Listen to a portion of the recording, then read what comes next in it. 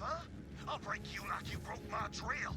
I'll tear you down piece by piece until there's nothing left. You hear me? Nothing. Update. Okay, there is a lot left.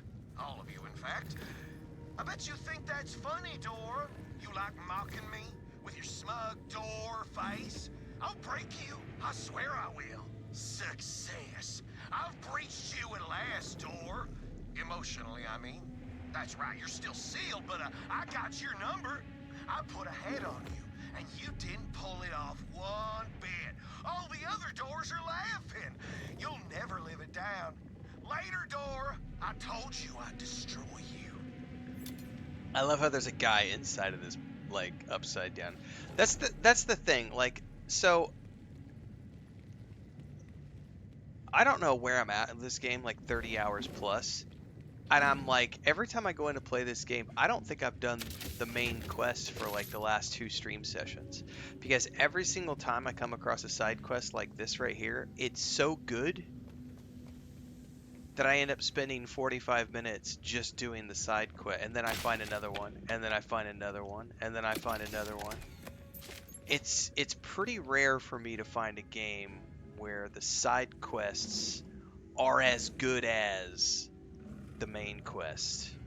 And I do think that that's something that Borderlands 4 has achieved. Now, don't get me wrong, there are still fetch quests. There are still plenty of like go over here and kill but those are like the patrols and the like the mission board things. Like the actual side quests, what I mean by that are the ones that have like the blue exclamation points, right?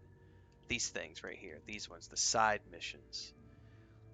I find that the side missions have been every bit as good as the main missions. The only difference is that the main missions have all the cutscenes and everything else, whereas the side missions just have, you know, voiceovers. But like we just did the vending machine one, and that was the first 45 minutes of the stream. And then I'm on to this now, which is whatever quest this is. This is fault hunting. And like the, you know, we're 20 minutes into this. The voiceovers are amazing. Like, it was great listening to him taunt the door. And then seeing these little details, like that guy's stuck, like there's somebody stuck upside down in that plant. Just like the little details of the world building, and then the voiceovers and the quest writing.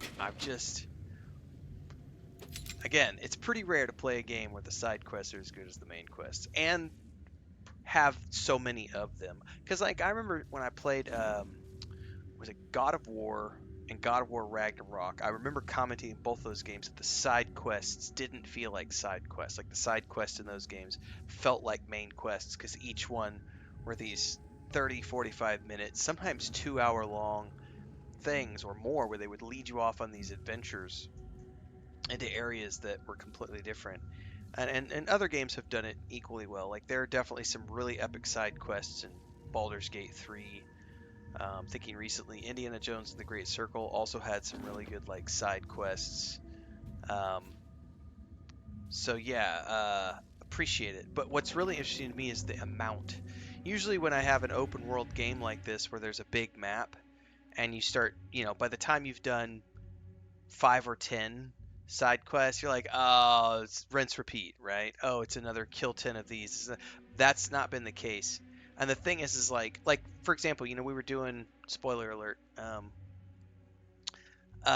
in the first area of the map down here, what's this area called? The Fade Fields.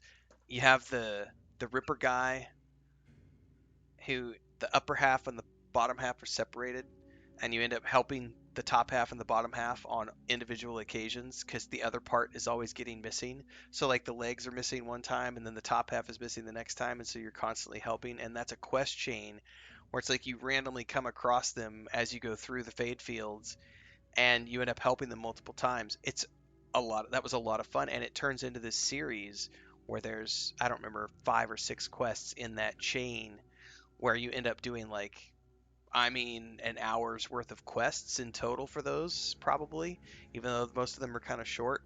And then there's the bank robber guys who you help.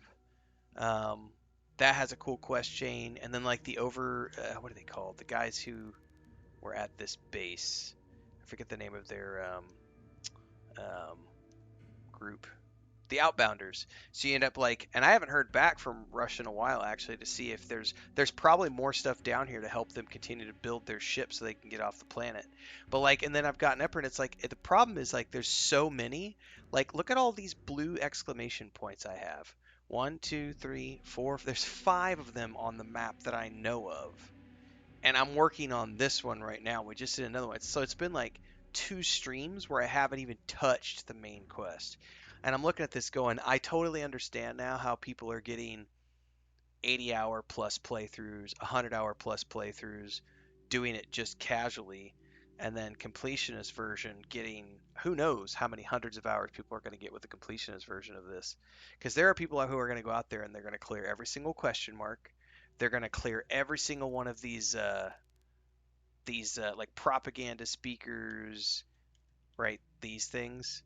The survivalist caches. They're going to clear all of the evocariums. I'm not.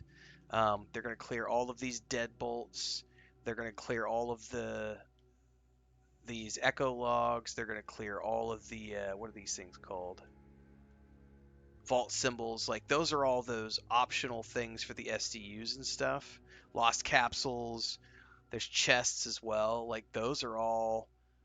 I mean, I have to say that I'm impressed. Like I really do think that the writers in particular, and the voice actors obviously, but the writers are the one who come up with all these quests. You know, the writing team for Borderlands 4 needs to be congratulated, and of course all the voice talent who is doing all this amazing voice acting. But like I said, it takes a lot to impress me these days after all the games I've played. And so when a game comes along like this where the side quests are as good as the main quests, it's nice. And like I said, it just keeps going and going. In a lot of ways, it kind of feels like an MMO, which has been very surprising because I did not expect that going into this. But I also haven't played the first. I didn't play the first 2 games. I played Borderlands 3, and I did not play that in a completionist manner. I just did the main storyline like 5 or 6 years ago on the PS4. So this is sort of my first real Borderlands experience, and it honestly feels like that sort of live service MMO type of environment, even though it's not. Because you also have that co-op experience as well, right? Where you can go on and do stuff with friends, which, by the way, I know we have several people in our community who have picked up this game and will probably be doing some co-op stuff later on this month. So stay tuned for that. In the meantime, we're going to continue on with the stream, but I'm going to clip this out for YouTube. So like, subscribe, hit the bell icon so you never miss an update. Daily streams. We start at 4:30 a.m. Central Time every single morning on YouTube, Twitch, Kick.com these days. We just added that. And we're also doing vertical on TikTok, so you can follow along in all the places. Everything in between happens on the YouTubes.